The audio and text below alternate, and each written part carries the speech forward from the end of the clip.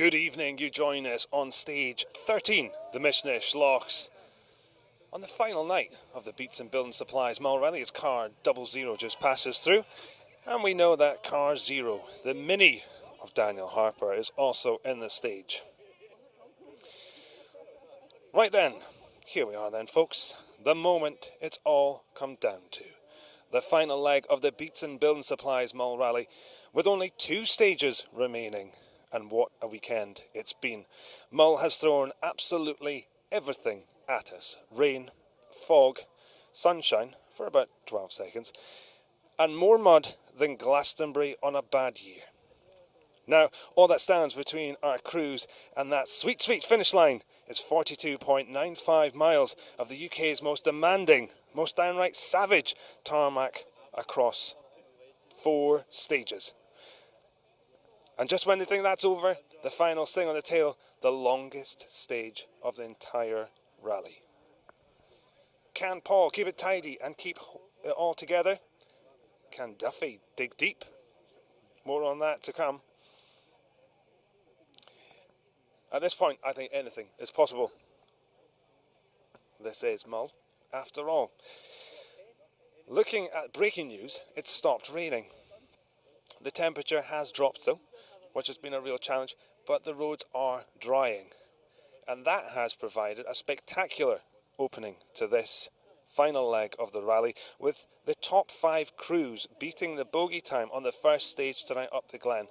The bogey time is based on an average speed of 80 miles an hour. The organisers have even included 3 chicanes, I believe, on that stage to try and keep the speed down. Phenomenal pace from there, but not ideal for Callum Duffy on his big charge back up the leaderboard with the people around him. But perhaps most impressive through that opening stage tonight was that of Stuart Morrison in the rapid Ford Mark II Escort, matching the Rally 2's like for like.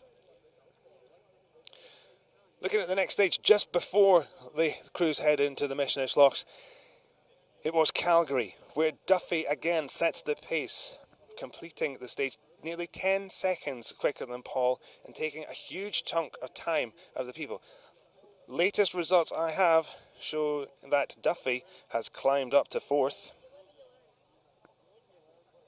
No, that's wrong, sorry. Just the results are updating as they go. So just looking at the gap now. What it does tell me is that Duffy has taken the time down to 1 minute 44 seconds behind Scott MacBeth in the Volkswagen Polo. But it is Paul McKinnon, as we know, leading the way with a commanding 2 minute 31 second lead. Second place man Fergus Barlow has a buffer of 3 minutes and 12 seconds from third place man Neil Roskell and Daniel Barrett. Scott MacBeth and Andrew Faulkner in the Polo in 4th place, some 3 minutes and 32 seconds adrift of Paul, but only 20 seconds off of a podium position. So could we see a big charge from Scott and Andrew on these final few tests?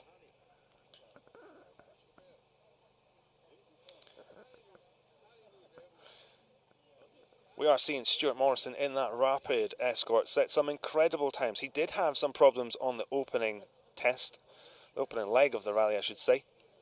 And so his times perhaps aren't reflected. He has climbed his way back up to 10th provisional results, but we're getting more and more times in all the time. And so that means the top placed 2-wheel drive car is that of Stephen Thompson and Harry Higgin in the Escort.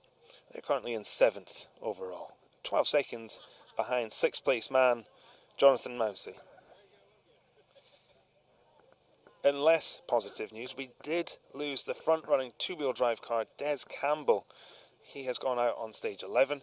Both the crew are okay, that's the main thing, but it's sad to see the very entertaining 206 out of the event. Where we're located on the Mishnish Lochs, just right at the end here, we're in the spectator zone. More and more people gathering here in this area. Fantastic to see such a great turnout. Floodlights all the way lighting the path, and this is just the flying finish that we're here, so we'll see the cars power on through. We can see the light beams arcing in the sky, signalling that Daniel Harper in that diminutive mini is just a few moments away.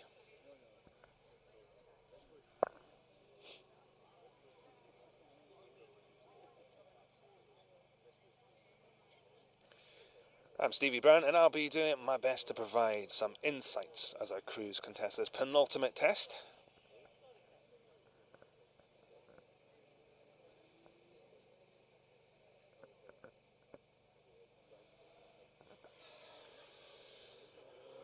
As last year's rally winner in the Mini, Daniel Harper, in our car 0 this year.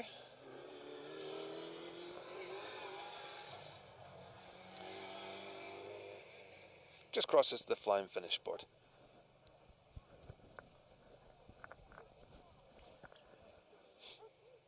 In previous years, the crews have almost done a hairpin right at this junction, but this year it's almost more of a third gear right-hander or a 90-degree right-hander. The road that they finish on under trees. It's quite slippery with the storms that we've had. It doesn't get as much traffic either, so the surface isn't quite as good. So we could see some action unfold under them as the crews eke out every second, trying to carry the maximum speed across that flying finish boards. For those that are unaware, the flying finish is essentially a finish line where the breaks a light beam and they record the time, but the crews try and go as fast as they can up and to that point and through there. Once they're through the flying finish, they start to slow down, and then there's a stop line where the co-drivers hand over their time cards. The marshals fill that out and they start the road section. Road sections are all timed as well, based on an average speed of 30 miles an hour. So they just have to abide by the same rules as we all do on the public road at that point, but they need to stay within the allotted time schedule, otherwise they will incur penalties. So after here, the crews head south for a regroup and then service before the final stage of the rally. Another flat-out blast up the glen and over the lochs. Could we see Duffy pull something out of the hat here? We know that that's his favourite stage. When he used to live on the island, that was his route home, over the lochs. So could he pull something miraculous out of the hat? He has been known to do it in the past. Let's see. So with car 0 complete out of the stage, we should be expecting our first car, which is Paul McKinnon, into the stage any moment now.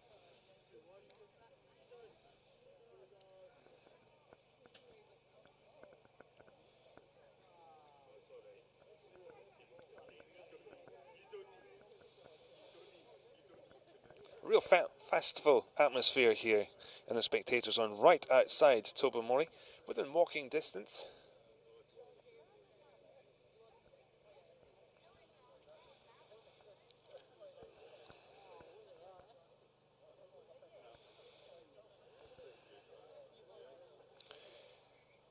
Just a recap of that top 5 for you. Paul McKinnon leads the way, followed by Fergus Barlow in second place, Neil Roskell and Daniel Barrett in third, Scott MacBeth in fourth, with co-driver Andrew Faulkner, and the Duffys, Callum Duffy and Ian Duffy in fifth place. 1 minute 44 seconds off of fourth place. It'd be a big push to close that gap, but you know, not impossible. All it takes is for anyone in front of him to pick up a puncture, have a half spin. Very easy to lose a chunk of time here. A minute can just disappear.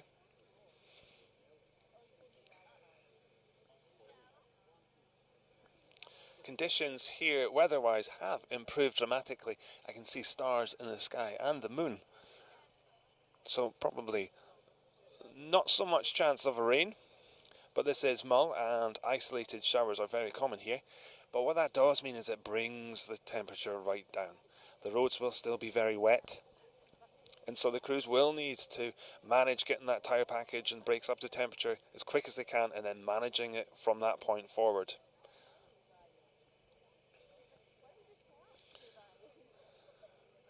will see the brakes as they pass here glowing red as the crews work them hard, particularly at this end point in the stage. That heat from the brakes radiates out into the tyre carcass, and so as a driver I always struggled on this stage to keep the tyres switched on, which means not going off. When the tyre goes off, it just feels like you're driving the car on jelly. It becomes a lot less responsive. The car kind of squirms when you're braking and maybe starts wheel spinning more, and when you're turning it in, you're not getting that positive feeling on the steering wheel. Particularly when I've driven mainly front wheel drive cars, the back of the car maybe starts moving around a little bit more as well. Not a great feeling, and as a driver it's your job just to come back a little bit from that, because ultimately you go faster. When the car's sliding, you're scrubbing off speed, but most of that heat from particularly in the front wheels are coming from the brakes. And so just making sure you're not working those brakes too hard is really important, particularly on a stage like this on the Mishnish Lochs. Lots of hairpin bends, the iconic Mishnish hairpins at Archnadrish. There's some great videos on YouTube of Callum Duffy drifting a Mark II Escort around those hairpins. But also there's some long corners where you're just pushing the front of the car, you're asking more and more of the tyres all the time. So just managing that, making sure you're not rolling the tyre over onto the sidewall and scrubbing off speed. One of the big things in learning in rally driving is that most people go into slow corners too quickly and fast corners not fast enough. And so just learning the ability of the tyre and the package that you have, and where you can push and where you can't push. This feeds into what Daniel Barrett was saying in our pre-event interview with him, where he was saying, the Mull Rally, it's an incredible event. It's a chance to gain, what is international level amount of miles on a national permit. You don't need an international license to do Mull. And just gaining as much experience as you can, making sure you get to the finish, get the miles under your belt. You learn so much.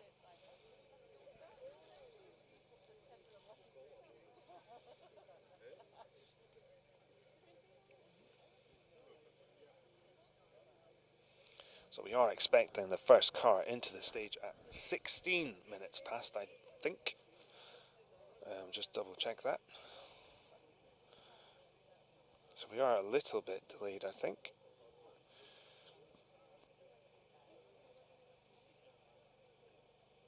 .22.16, so yeah, we're just slightly behind schedule. But we do have car 0 through. And at that I can hear the dulcet sound of an R2 rally car, Rally 2 rally car in the distance.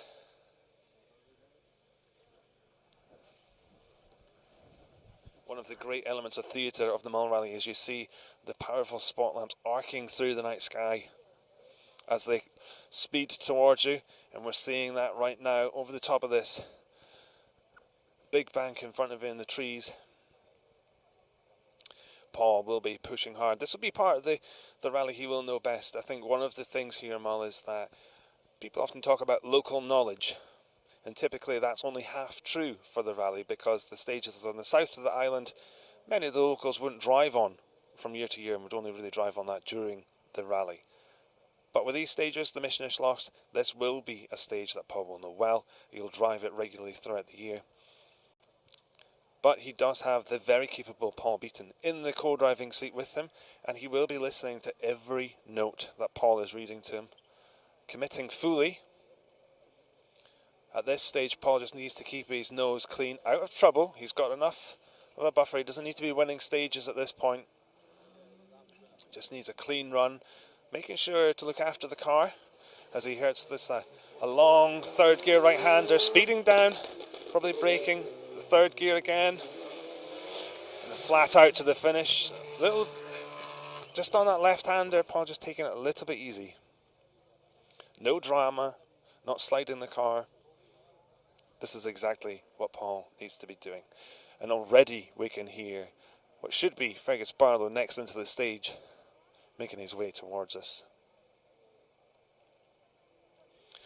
Paul now has built up quite a number of event experience in the Rally 2. And I think that just shows now in his experience when he's driving, when he's pushing, the car is very much always in his control. He can position it exactly where he wants it. He's not dropping wheels off the road. He's not sliding the car. And this is a learning curve that these guys need to go through in this, because you can only really, these cars only come alive when you're really pushing them on. And to get to that limit, you need to get your brain around it. As Fergus Barlow comes into shot, all four wheels glowing red on those brakes. Just Fergus on a bit of a push there, carrying more speed, notably on that last section past the junction, than Paul. But interestingly, Paul's brakes weren't glowing. Fergus working those brakes on that Fiesta really quite hard. So with the route changes this year, it probably does feed into the locals' knowledge just a little bit more. But in saying that, I'm not sure how much the likes of Fergus Barlow and Paul McKinnon and Duffy will be driving on the roads like Calgary and the Hill Road. And of course, remember that Callum Duffy doesn't live on the island anymore. He lives in Inverness. But showing his real skill this weekend in class, jumping into a Rally 2 car for the first time and setting stage times quicker than anyone else on some tests. He's got up to speed incredibly quickly. This is Neil Roskell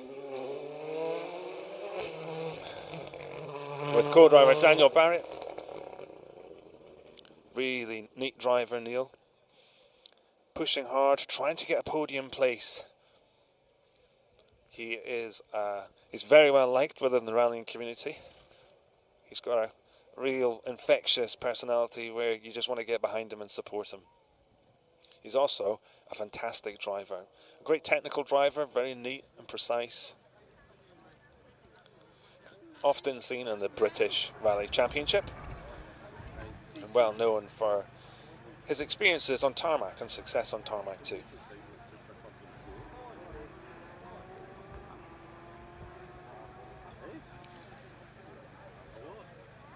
See the arc of the next car shining towards us, like the bat signal. I couldn't remember, I was going to say the Batmobile there, but none of the cars look like the Batmobile.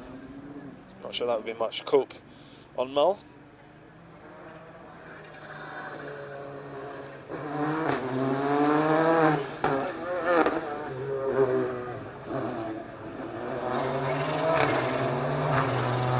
That is Scott MacBeth. Looks like he's got the hazards on. Scott has the hazard lights on. Not sure what's happened there. It did feel like a longer gap, and it certainly feels like a shorter gap behind here. What's happened to Scott MacBeth? Has he picked up a puncture? So easy to do on this stage. The slow corners, difficult to position the car. This is Callum Duffy on a mega push tonight. Got the bit between his teeth. Again, really quite aggressive on that final section. So we will, of course, try and find out what's happened to Scott MacBeth on this stage. Comes through here with these hazard lights on. Certainly not going at full speed. And this very much plays into the hands of those around him.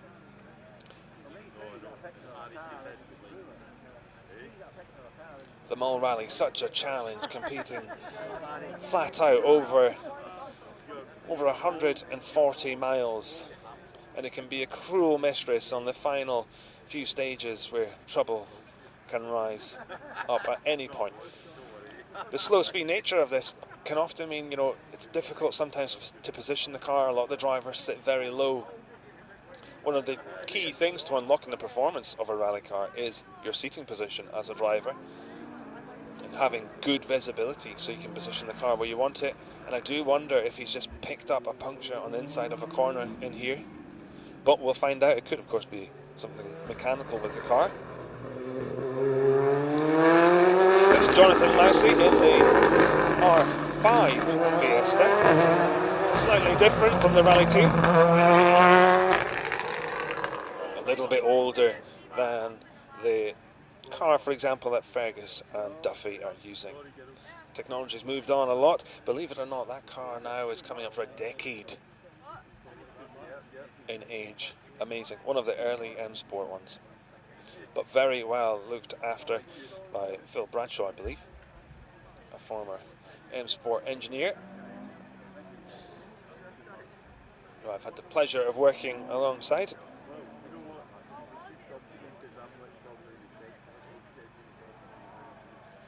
Now this sounds a very different engine note to what we've heard so far. It sounds like a Mark II Escort, and it probably is a Mark II Escort. This could be the man who's on a mission. Stuart, who set that amazing time on the first stage up the Glen, matching the times of the Rally 2 cars, matching that of Paul McKinnon, Duffy, Fergus Barlow, Scott MacBeth. It is indeed Stuart in the Escort. A real shame of his early troubles on the opening leg of the event. It would have been fantastic to see what he's doing. Early results show, I believe he's up to 10th overall, but as we get more and more times in, that might change.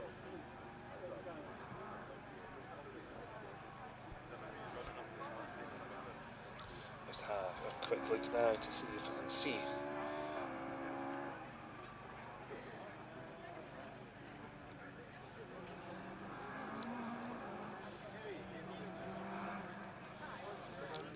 If you saw our pre-event feature looking at the unique and iconic parts of the Mull stages, you may recall one section talking about Tree Bend. That's in here. Perhaps one of the most iconic corners of the rally.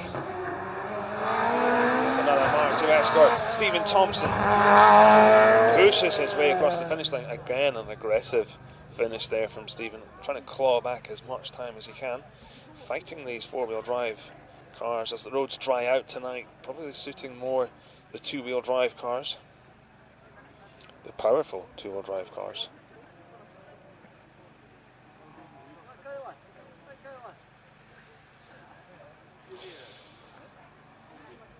We're also just getting a notification that Andy Woodward and Emma Clark has retired on stage 12, but very pleased to say both crew members are okay, but sad to see them out of the event.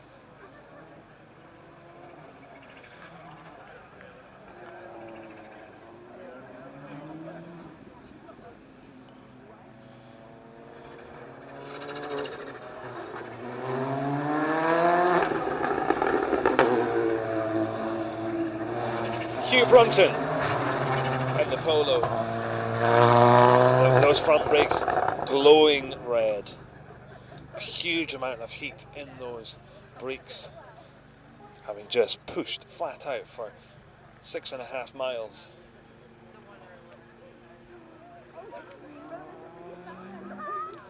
Typically you would say that this stage is a power stage with so many hills to go up, and so the more powerful cars tend to do a little bit better than the lower powered ones, because, you know, the likes of a Loch or a Glen Road, where you have less power on traction, you can carry the speed.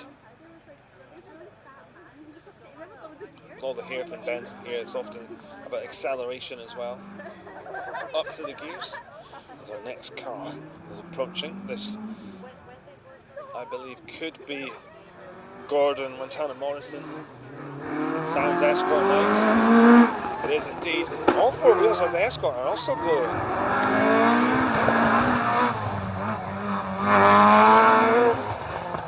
Gordon pushing hard in the Escort there.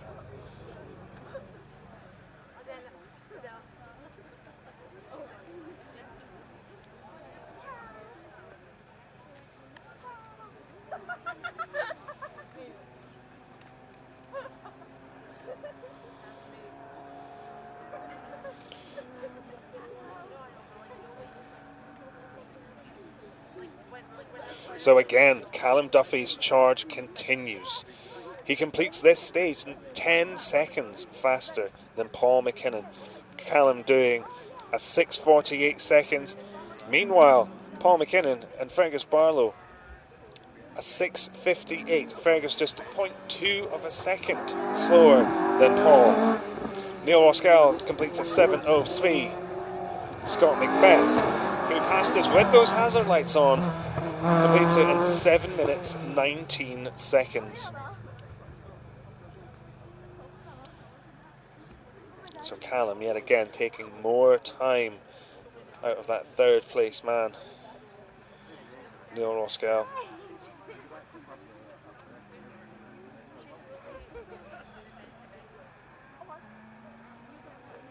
And taking a chunk of time out of Scott MacBeth too.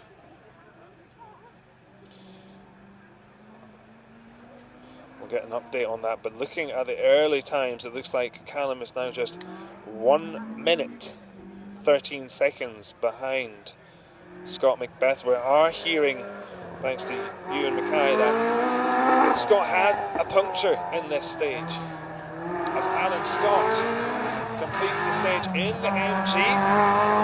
Alan has, for me, probably been the star driver of the event so far, probably battling with Callum for that honours.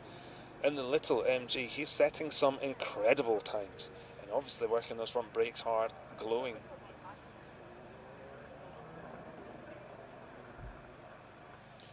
But I think the unfolding story tonight is, what can 9 times event winner Callum Duffy do? Can he pull something out of the hat?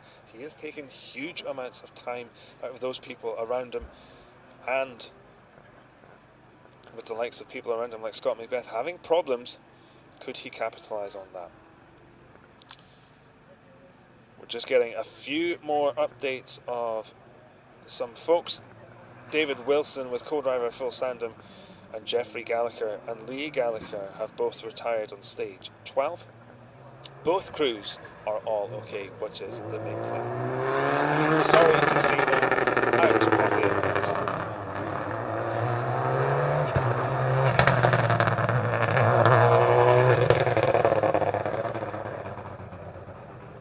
That was Billy McLennan in the Subaru Impreza. You can really see the top teams that are pushing hard, taking big risks at this point, and those teams that are just trying to make sure they get the car back to the finish. No shame in that at all. This is, the Mull Rally is one of the hardest rallies to finish. And I'm just getting confirmation that Scott picked up a puncture 2 miles from the end of the stage. So hopefully no big damage, and he can get the car back to service where the boys can fix it. Scott has had a fantastic rally this weekend, still very much getting to grips with that polo. He hasn't done too many events in it, and setting some incredible times.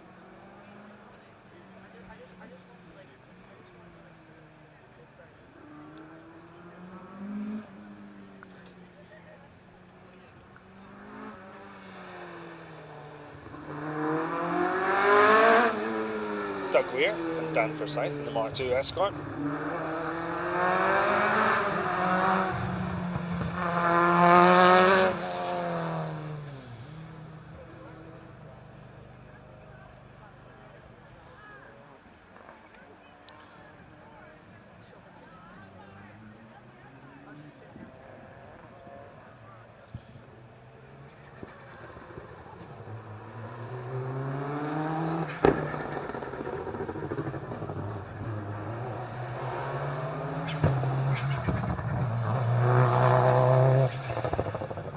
James Hall in the Subaru Impreza just crosses the line there.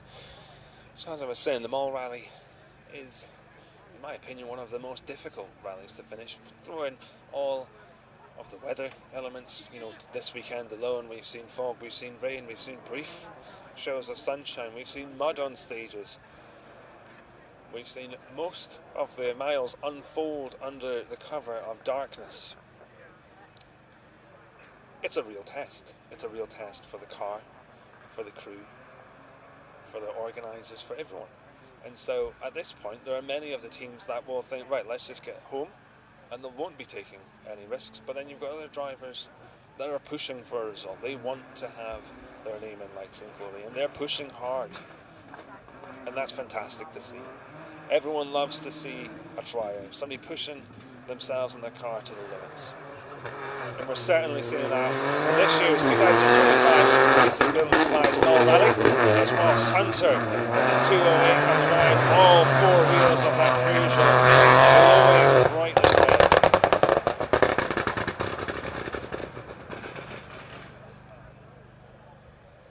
A real aggressive anti-lag on the little two-wheel drive Peugeot. The skies above me are clearing. I'm seeing more and more of the stars, which means as the night unfolds, the temperatures will begin to drop. It's not unusual to see frosts in parts of the stages, particularly in the base of the moor in the Glen Road, where there's not as much airflow. So the air becomes a little bit more dense and can be quite slippery in there too. But the crews have already been up that road once tonight. Some of them might be making updates to their pace notes, refining them.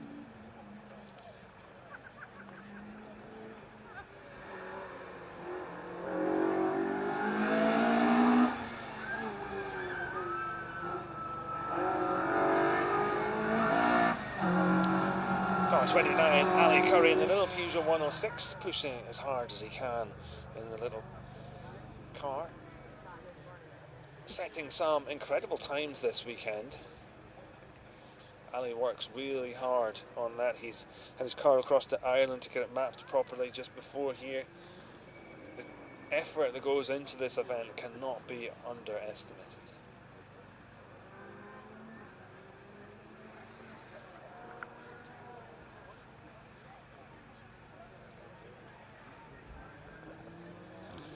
And the good news is, with the floodlights we have in this particular area, it's a little bit easier to see the numbers.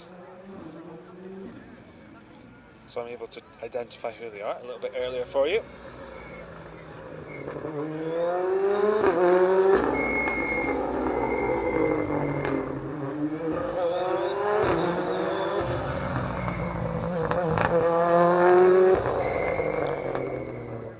But I've just jinxed myself because I can't see car. Yes, I can. Here we go. Michael Harbour in the Ford Fiesta Rally 5.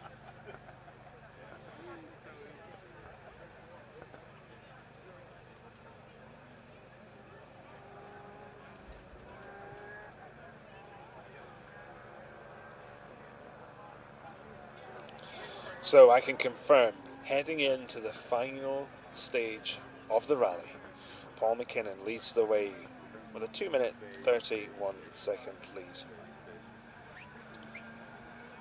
Just double checking this is the most up-to-date results. Yes, after stage 13. This is stage 14. No, it's not, it's 13. Sorry, I'm confusing myself.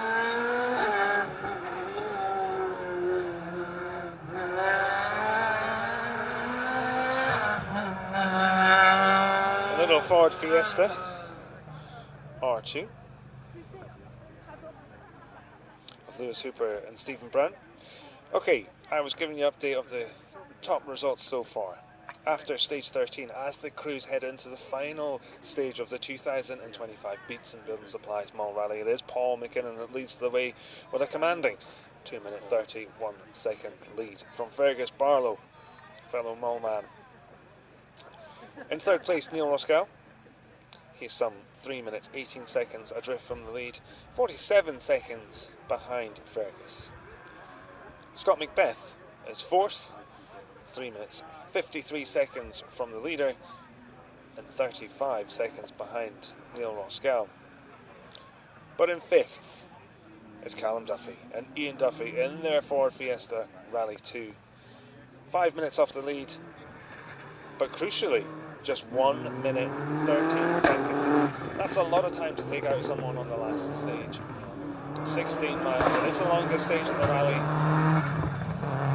I would say, without any problems, I think it's unlikely Callum will take that time out of Scott. But it is Mull, so never say never.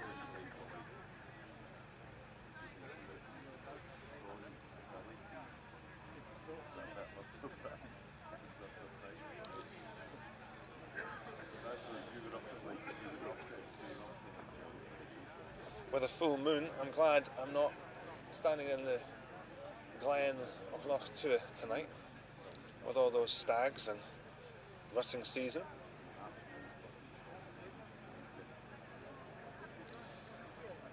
A bit of a gap. Here's our next car. Just makes its way towards us. There will be a few gaps potentially because we have unfortunately lost a couple of our crews.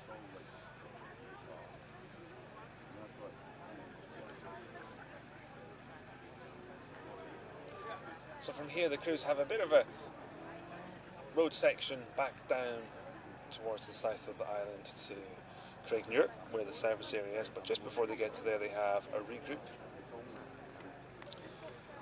A regroup is essentially where the organisers can condense the fields back together, because naturally they tend to spread out as the rally unfolds, so it just keeps it nice and manageable for the organising team.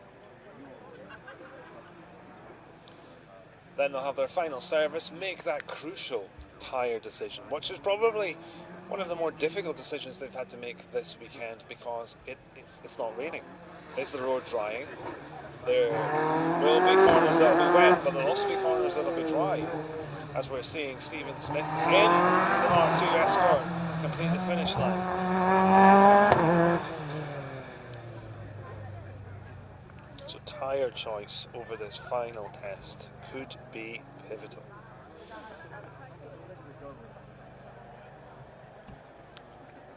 If it was me, I would probably be recommending an intermediate. I think it's not wet enough for a full wet. I think you would be brave on a soft slick, maybe a soft slick with some cuts. But you need to have the confidence to get the heat into the tyre. But for me, if I was doing the rally, I'd probably be going out in an intermediate.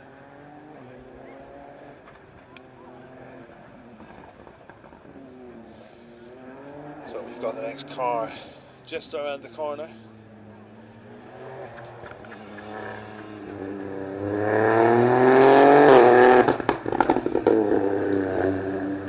There's the Fiesta of James Bowles.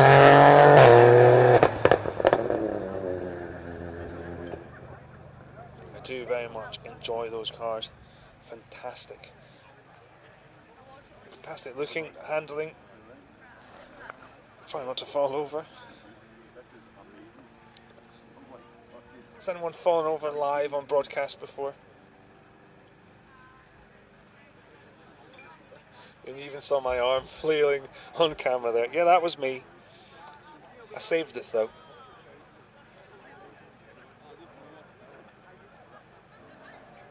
There was one year I was doing this for World Rally Radio and I fell down a puddle, but the puddle was up to my knee. So that was always entertaining.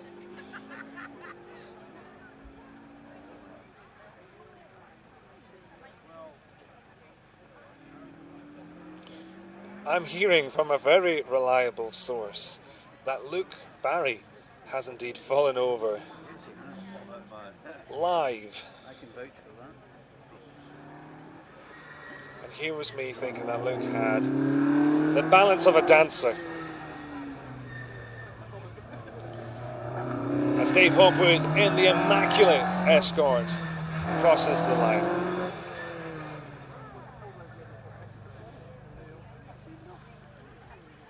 Dave has had a good steady run this weekend in really challenging conditions. He is one of the crews that don't do many rallies throughout the year. And I think perhaps what is most remarkable, looking at our top performers of the rally, they're not in the car every weekend. The likes of Paul McKinnon, the likes of Callum Duffy. Callum Duffy, this is the first time he's out in a Rally 2 car. The likes of Fergus Barlow. And to jump into this type of machinery and be setting the pace and setting the times that they are is incredible. When the British Rally Championship came here, unfortunately, Matt Edwards had a little off on this very stage, heading in the opposite direction. And he was pushing fast. And if you can see some of his onboard stuff on YouTube, he's going for it.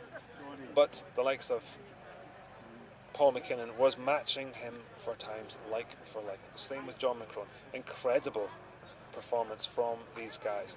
Man is, of course, one of the best drivers that we have in Britain right now. Soon to be contesting the REC Rally next month in November. But it does show just how hot the pace is at the front. But even the best drivers in Britain were only able to match them and occasionally pip them a little bit to the post. Incredible pace at the front.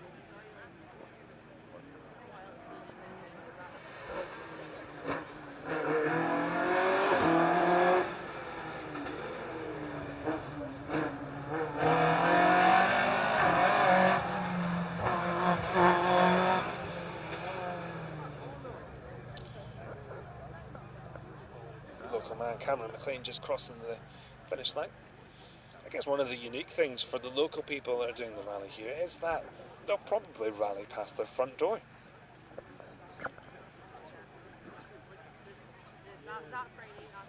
Which you don't get to do very often.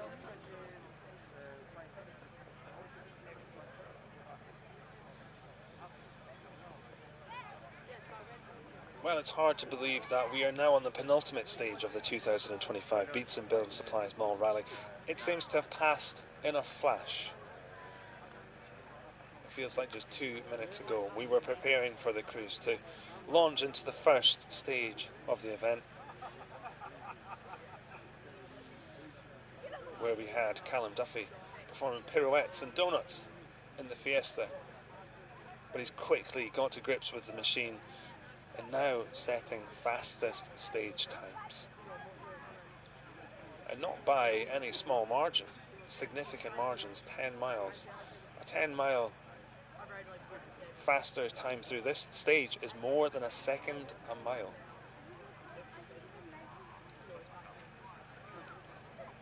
It's nearly 2 seconds a mile. That's my very rough maths. If there's any co-drivers listening, I'm sure they can help me.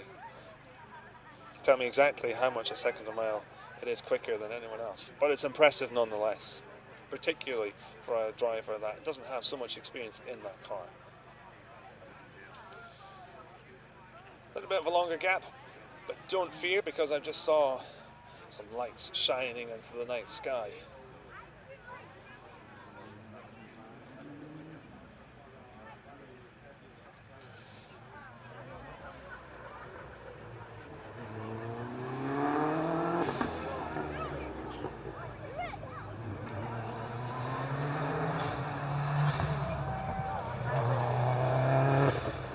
Joe McKinnon and Charlotte McDowell in the Subaru Impreza across the finish line.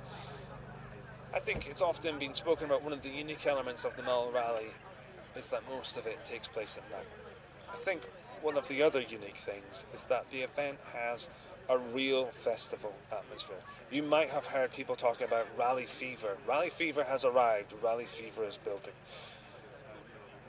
And that's a great, there's no other words to describe it, because for many people on the Isle of Mull, they live and breathe this rally. Not only this rally, but other rallies too. And of course, the likes of Paul McKinnon has contested and had success elsewhere in the Scottish Rally Championship and beyond. John McCrone has contested British Rally Championships. He's even competed in World Rally Championship events too. And of course, new residents that have come to live and call Mull home, the likes of Dan Barrett, who we spoke to before the rally, who has 39 World Rally Championship stage victories to his name. An incredible achievement. And so, Mull, if you're a rally fan and you haven't been there, I would recommend you add it to your list. Come over. You'll meet friendly people, fantastic food, wonderful warm hospitality, and an amazing atmosphere like no other rally I've ever been to.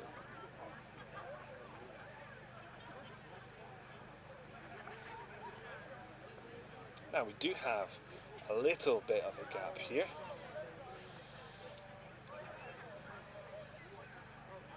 So hopefully we'll have the next car through any moment now.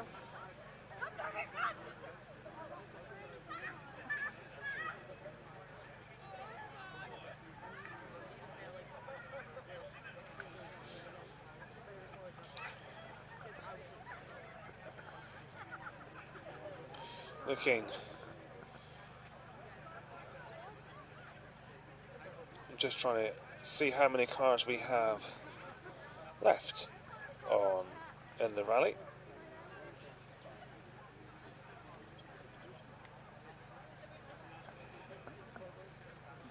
I think we have around 97 teams still competing this weekend, and that's for everything from top line machinery and R2s down to Vauxhall Novas, Minis, Opel Cadets, Talbot Sunbeam, Civic Type Rs. It's fantastic to see such an array of cars, front wheel drive, four wheel drive, rear wheel drive.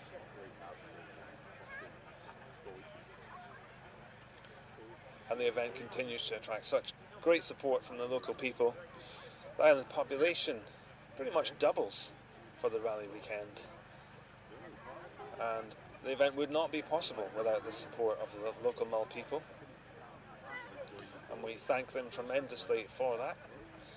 Alongside the organising team, we dedicate hundreds of hours to pulling this event together. And of course, let's not forget, the Orange Army, the marshals that are out in the rain, in the wind and the cold, making it all possible, from the timesheets to marshalling the service areas and the regroups. And of course, spectator areas just like this. Custom made floodlights, toilets, I believe there's even a pizza van.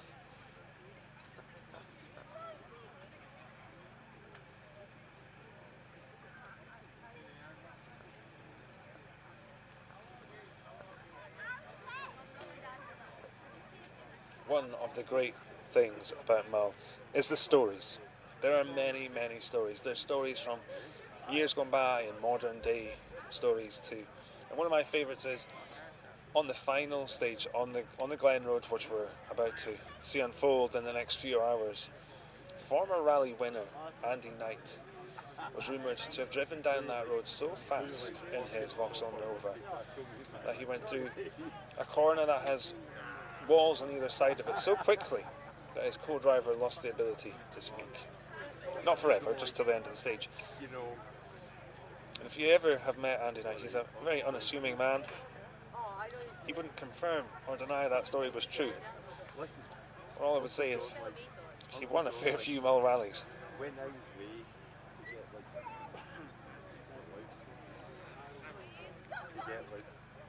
And then of course the story that Callum Duffy was only fast on Mull because he was a postman and he drove the roads every day. Where the truth was, he never did work as a postman.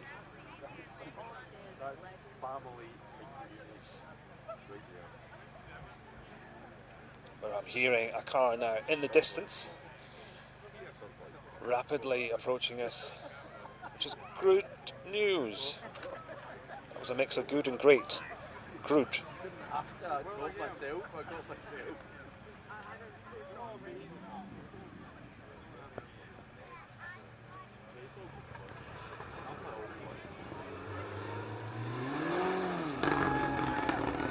Sounds like it's just slipping the clutch there a little bit on the Evo. Hopefully no problems for car 74 there.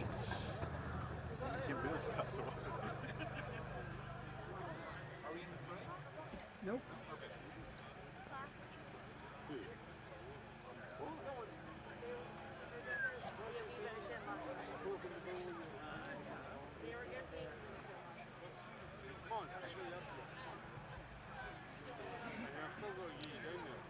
We would love to hear your Mull memories, your Mull stories that you love to recall. Let us know, drop us a comment. Don't make them too long though.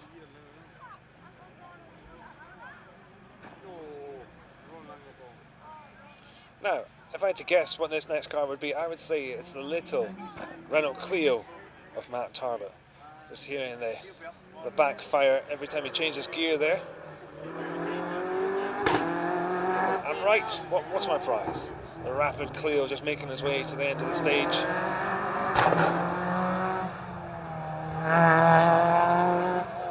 That's him clear. Off to service he goes now. Matt Tarbert, a regular on the Mull rally.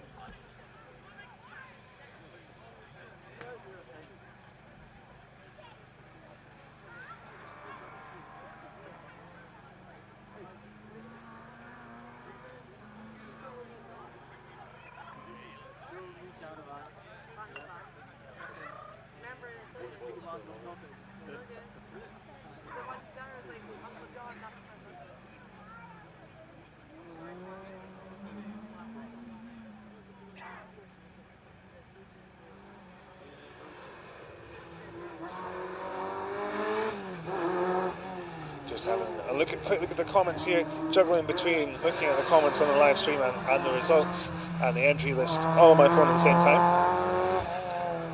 Like in Barlow was asking, what stage is this? This is the end of the Mishnish Lochs. Stage 13, the penultimate stage of the rally.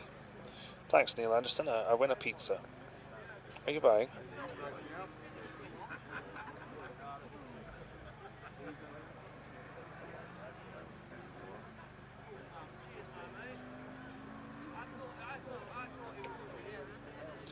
Just looking at the comments, Rue Campbell says, give a shout out to Ali Curry for pushing that car to the max. I would have to agree, he's done a tremendous job of just finding the balancing out, of not overdriving the car as well. Really easy to overdrive the car, but he hasn't. He's done a tremendous job all weekend, as has Alan Scott in that little MG of his.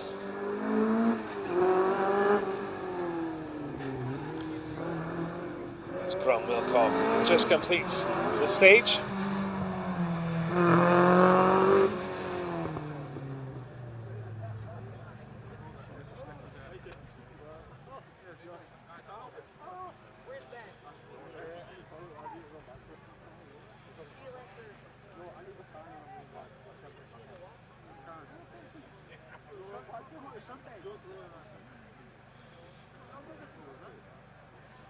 Rue Campbell also saying a shout out to his daughter who's marshalling at the start line of this stage. Well, thank you for marshalling Rue Campbell's daughter. We literally wouldn't have an event without you. Right, I'm going to jump back to the results in the entry list now.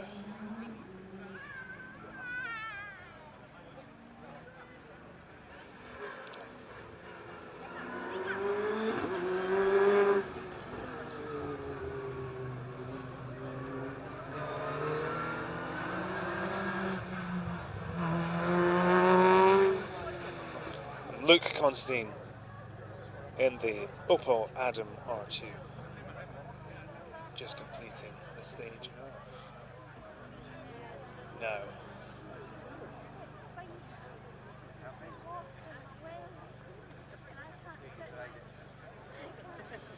It's always a tricky one as well when you're at service. What do you eat? You know, by this point you're quite hungry, and you know, what do you have? A bacon sandwich could be a bit salty, you might be thirsty later on. A banana is always a good one.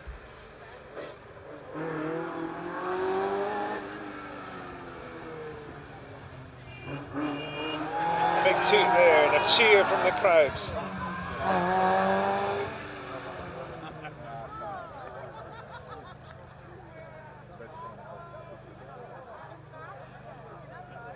The crowd's loving the interaction there from car 59 and the Escort. I really want to watch the flying.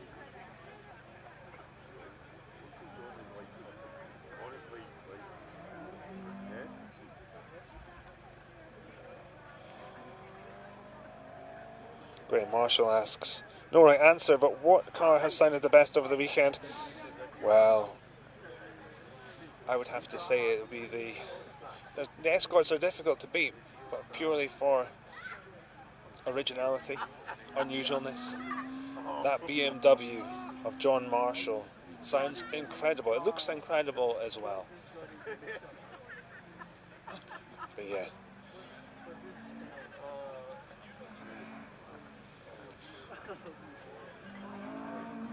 Our admin is saying the 208 Rally 4, that in itself is very iconic as well and unique. Always scares me half to death when it appears.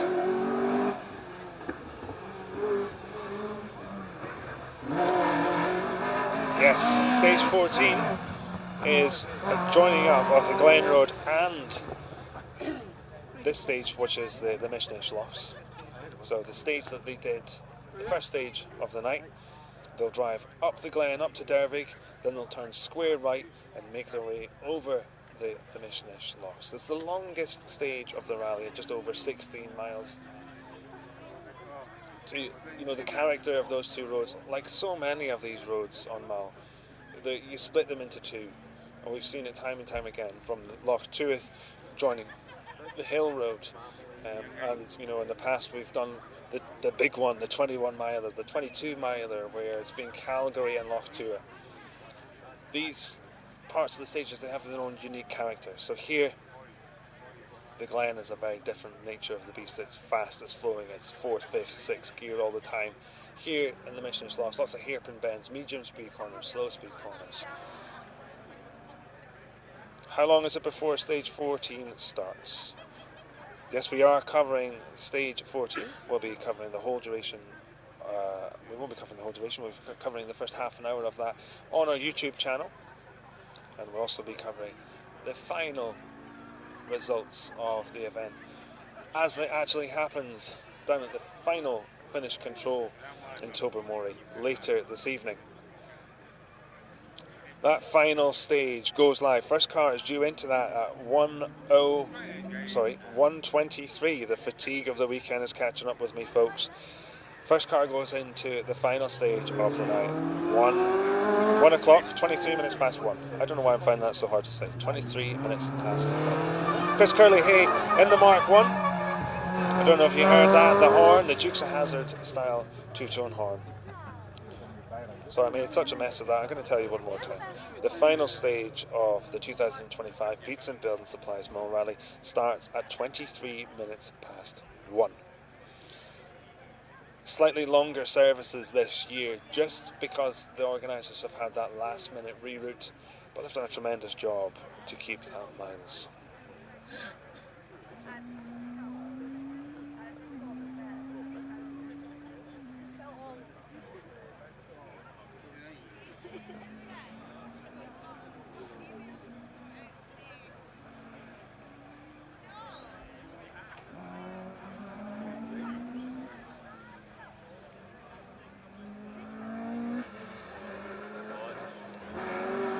Yeah, just looking at the comments here, there were 6 cars that beat the bogey time on the opening tests tonight.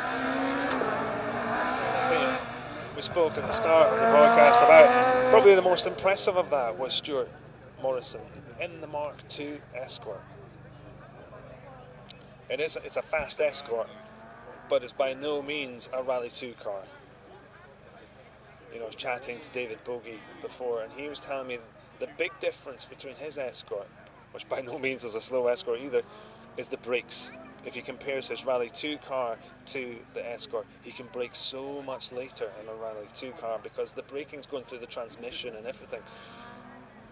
With the Escort, you're not getting the same braking through the transmission, so he simply can't brake as late.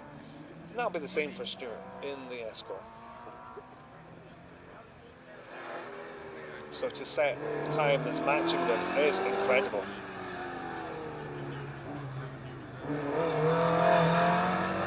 Speaking of Escorts, that's car 53 Mark II just crosses the finish line and starts his way down to service.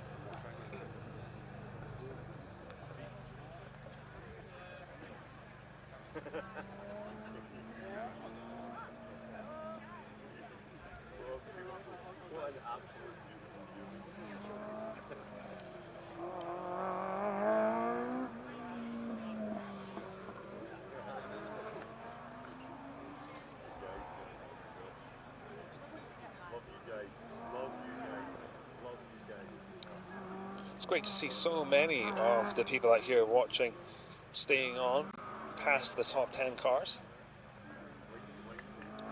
Many of the people here may of course know someone competing in the rally. Organisers doing a great job of putting on this spectator zone so close to the Tobermory town, which is of course the main town for Mull.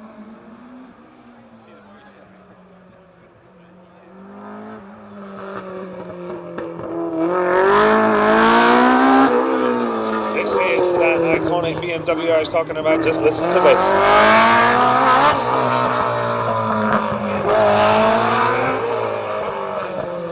Try to capture as much noise as I could there with a microphone.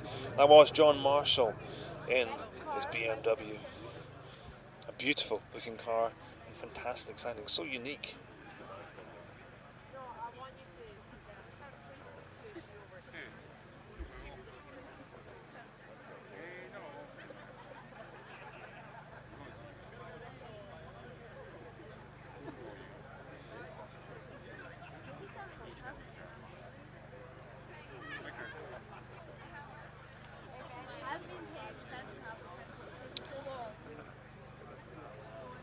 Sadly, we won't be down in Dervig tonight because the roads are closed, I think as somebody's mentioned.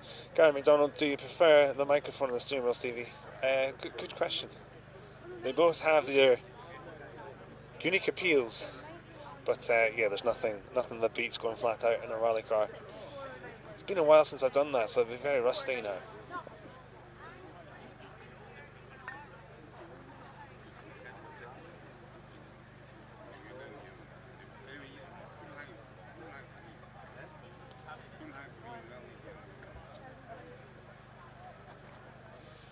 So another, oh, I was just going to say a bit of a break.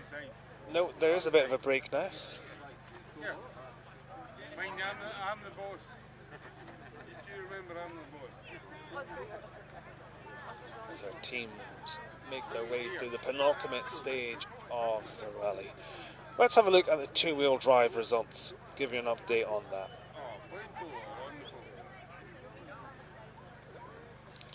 So the two-wheel drive category has been led for much of the weekend by Stephen Thompson in the Mark II Escort. Sorry, I'm looking at the entry list. I couldn't work out what was going on there. The fatigue really is kicking in. Okay, now we're looking at the right thing here, folks.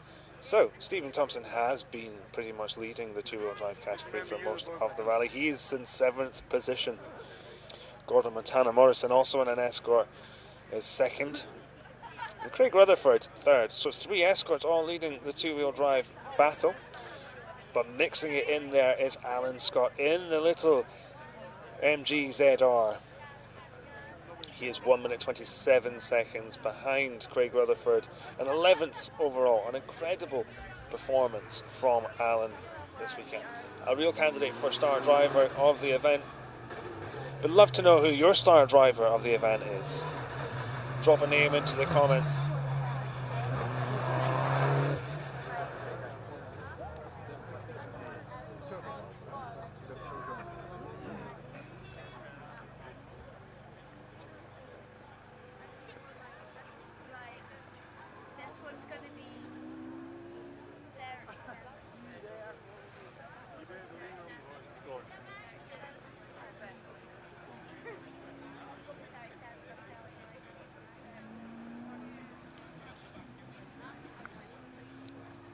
There's obviously some photography happening around the corner too, because we're seeing some spectacular flashes of light fill the sky.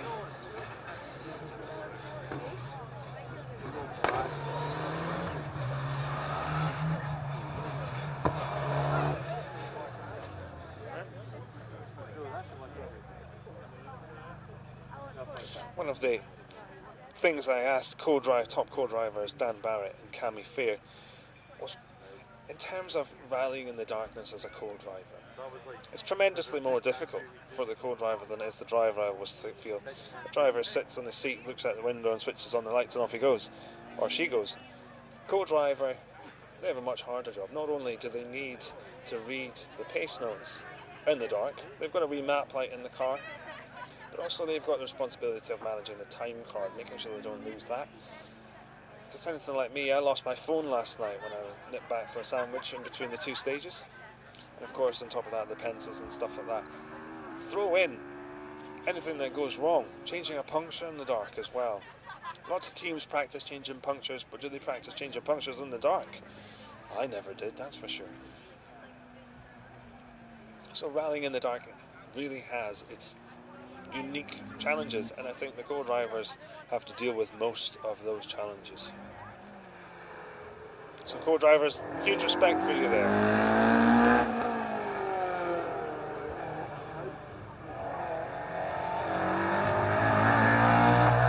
Car 61, the Mark II Escort, sounds like it's dropped a cylinder, doesn't sound right.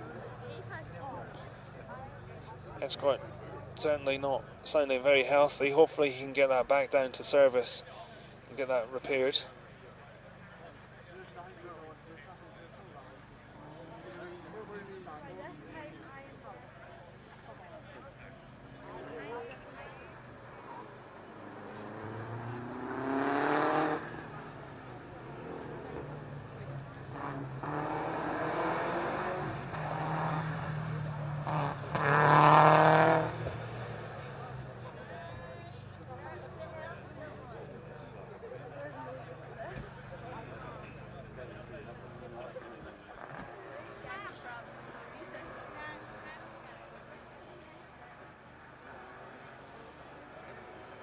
I can hear that dulcet tone of a 208 turbo coming towards us right now.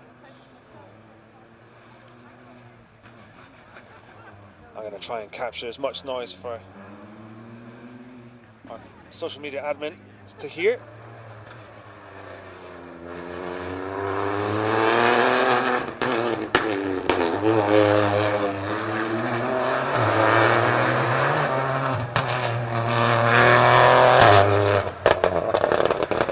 Such a unique sound. They do sound fantastic, so aggressive.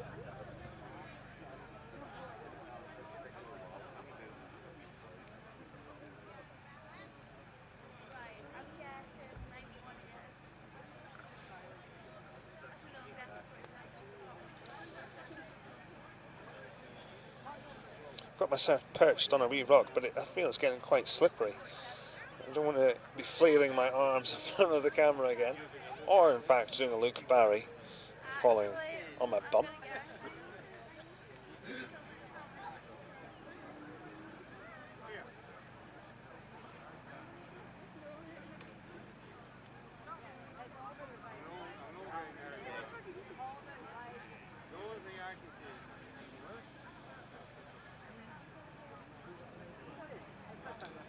So there's a real festival atmosphere here, but there's also a real festival atmosphere in the service area. The chance of, because it's a longer service area, longer service time this year I should say, it's a little bit more relaxed. Luke Barry will be catching up with our drivers and crew shortly on the live stream.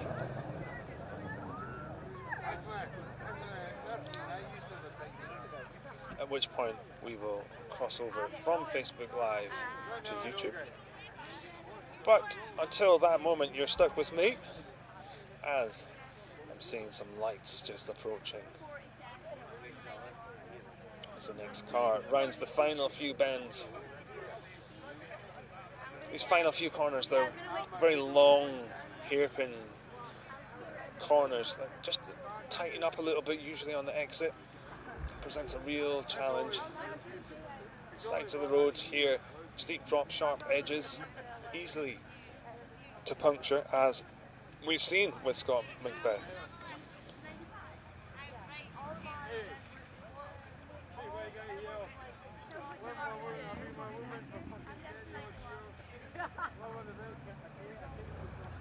The teams might have gone for a wet tyre here, in which case I would suggest they would probably start going off by the end of this stage. Mitsubishi Evo just crossing the finish line. I did think there was a car very close behind. Maybe it was just the way the lights were looking, but I can hear the roar of a naturally aspirated engine not far away.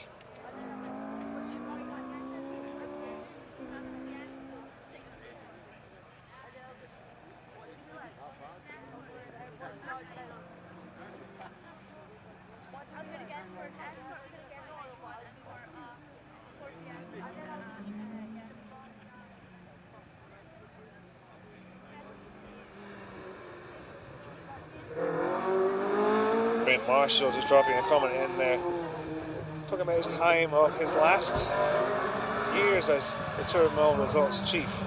There's paper time cards rung in from the phone box. Those were the days. I remember that. I also remember when before live streaming was even a thing, Jaggy Bunnett would be writing the Mull murmurs, and they would be printed out on paper. And there would be a car that would drive around and hand them out. And you would go to the pub at Craignure and you would, at service area, and you would pick up your printed copy of the Mull Murmurs, which would have the top 10 results, or maybe top 15. And a story that Jaggy Bunnett had written, Scottish motorsports journalist, about what had unfolded on there. Remarkable when you think about it, back in those days with limited technology that we would have had then, how all that came about, and how Jaggy Bunnett and the production team behind that was able to turn it around so quickly. here we are now, modern day, live streaming from the middle of nowhere. Tracker system as well has moved on tremendous. A real game changer. In the past, the event would rely on radio cars positioned throughout the stage with their lights shining onto the road, and as you passed they would make a note of your number so they could track where you got to in the stage. Always a little bit disconcerting because often you would sometimes mistake their lights as, you know, has a car gone off. Didn't happen very often though. A very manual system. Nowadays, each of the rally cars are fitted with a tracker, and you can track it on your phone. Members of the public have a basic version of that. Rally HQ has a much more in-depth version of that. So if you see one of the little blobs disappear or show as inactive, don't panic. It's just because they're limited. It's probably a signal issue, but Rally HQ has a much more detailed version of that map. And if anything does happen in the rally, and if the crew do go out, then they have a little button they can push green to tell the Rally HQ that everything is okay, or a red button just to say, can you come and give us some help, please. So it's amazing how technology has enabled our sport. If you want to pass me your flag, you have that. Or a tie there. You're like, I was like,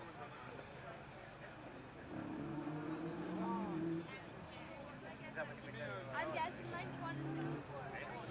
Lots of people now, talking about the Mull murmurs. I believe there's a book now with them all published. If it's not been published already, it is coming out shortly. A story of all the Mull years collated into a book.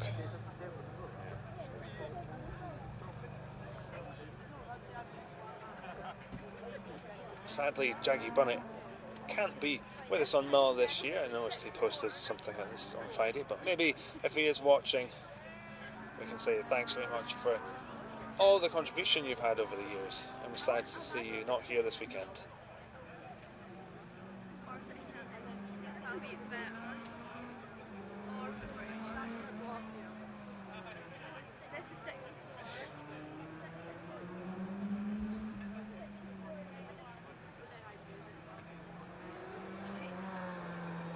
Bit of a yellow tinge to the lap pod on this car.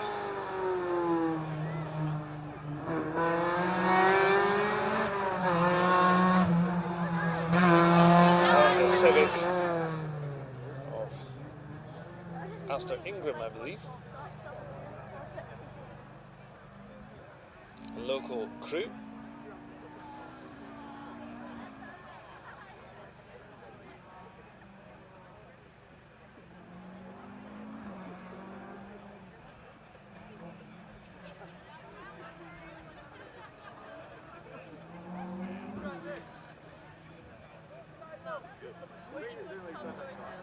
Somebody was talking about pizza before we came live today, and that's all I can think about now. I'm very hungry.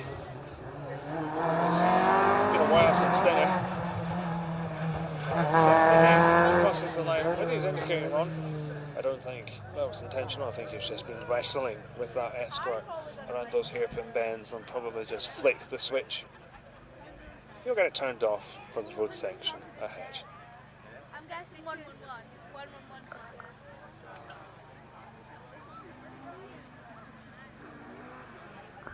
Although the conditions are not raining and the road will probably dry out largely in a lot of places, there will be streams running across the road at any time.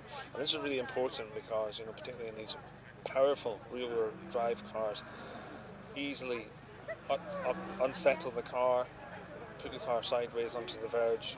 You know, the grip levels just drop off as soon as you put a wheel on the grass. Also, when you're turning and braking on these streams that run across the road, it can really unsettle the car. Aquaplaning. As we see the glowing wheels of the Pallet Force Ford Escort. I'm not sure if you can see that on the camera.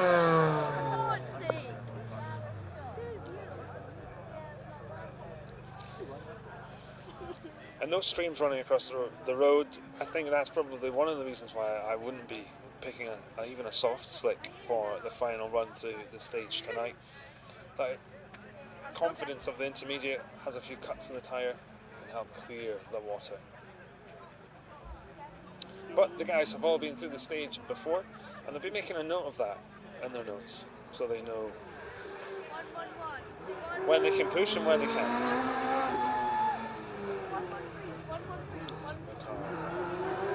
The little Opel Adam, car 113 Constantine, crosses the finish line with glowing brakes.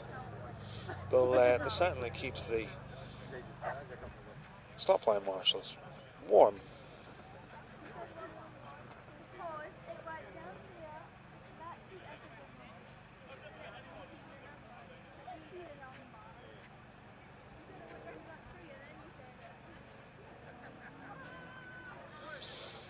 So Helena is asking, what's the popping noise coming from the exhaust? So it can be from the turbo. So they have an anti-lag system, which essentially they squirt fuel into the engine to keep the turbo spinning up. So there's no lag. If you have a turbo car, you might put your foot down on the accelerator and there'll be a bit of a pause before the engine picks up and goes. Anti-lag just means that the power is instant. But then for naturally aspirated cars, when they're changing gear, they have what they call a flat shift, so they don't need to take their foot off the throttle as they're going up through the gears.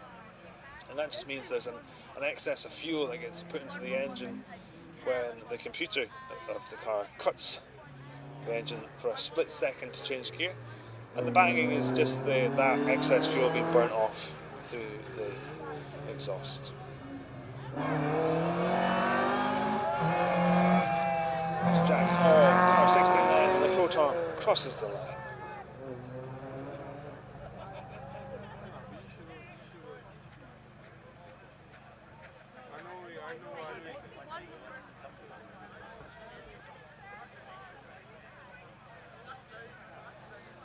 A lot of the top cars in the Rally 2, when we're seeing the brakes glowing, they are running a ceramic composite pad, which means that the pad works from pretty much cold right up to full temperature.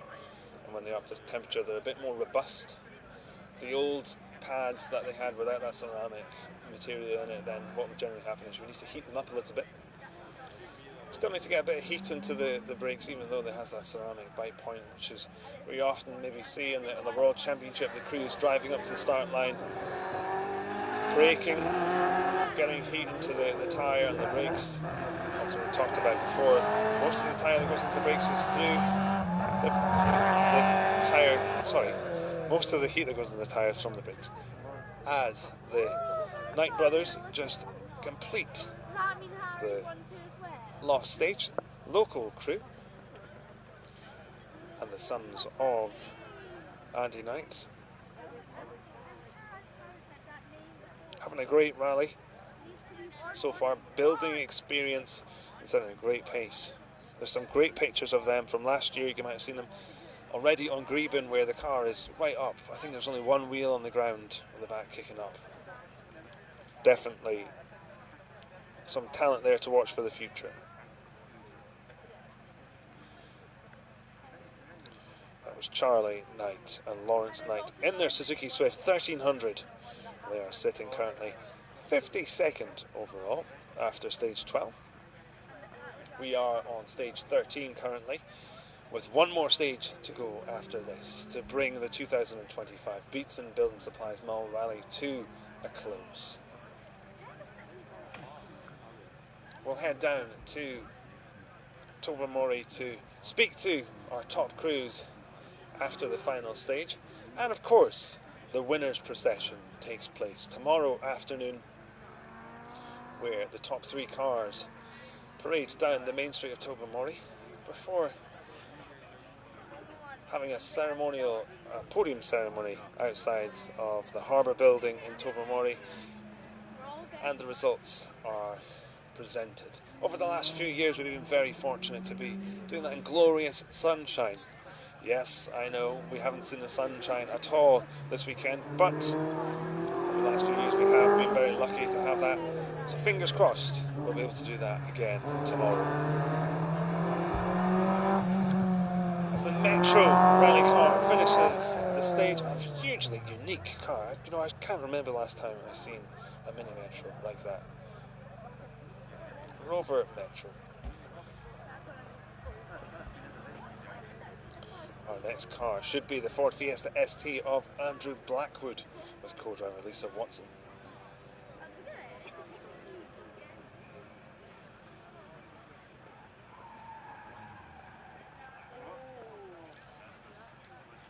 Big screeching tyres there.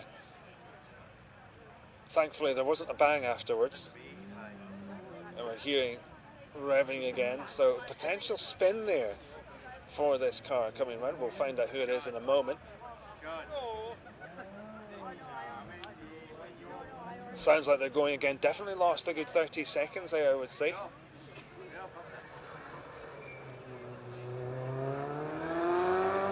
It's not a Fiesta. Is it a Fiesta?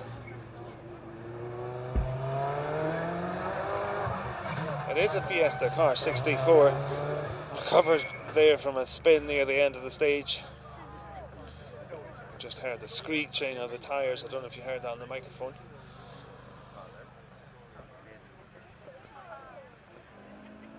And that corner where I think it could be, starts off on a slightly right-hander and just nips right up into almost a hairpin right. So maybe, you know, it's quite deceptive. Get the speed off early.